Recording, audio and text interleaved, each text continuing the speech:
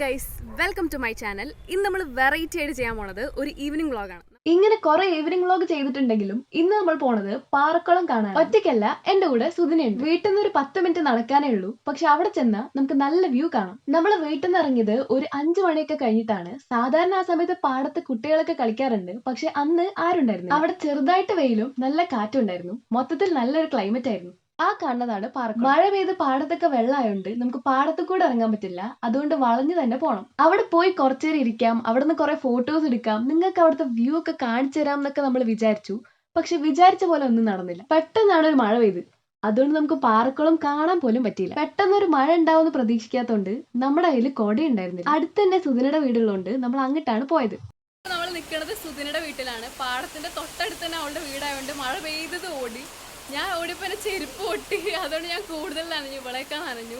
പെട്ടെന്നൊരു മഴയായിരുന്നു, പ്രതീക്ഷിച്ചിട്ടുണ്ടായിരുന്നില്ല. അതുകൊണ്ട് കുടയൊന്നും എടുത്തിട്ടുണ്ടായിരുന്നില്ല. അതുകൊണ്ട് നമ്മുടെ ഈവനിങ് വ്ളോഗ് ചിലപ്പോൾ ഇവിടെ അവസാനിക്കും. മഴ തോരുകയാണെന്നുണ്ടെങ്കിൽ ബാക്കി കാണിക്കാം. മഴ തോർന്നിട്ട് വീണ്ടും നമ്മൾ അങ്ങോട്ട് പോവാന്ന് വിചാരിച്ചെങ്കിലും മഴ കൂടിക്കൊണ്ടേ ഇരിക്കുകയായിരുന്നു. നമ്മൾ പിന്നെ എവിടെ പരിപാടി അവതരിപ്പിച്ചാലും ഇത് തന്നെയാണുള്ള അവസ്ഥ. അതുകൊണ്ട് പാറക്കുളത്തിലെ വ്യൂ ഡീറ്റെയിൽ ആയിട്ട് വേറൊരു വ്ളോഗിൽ കാണിക്കാം.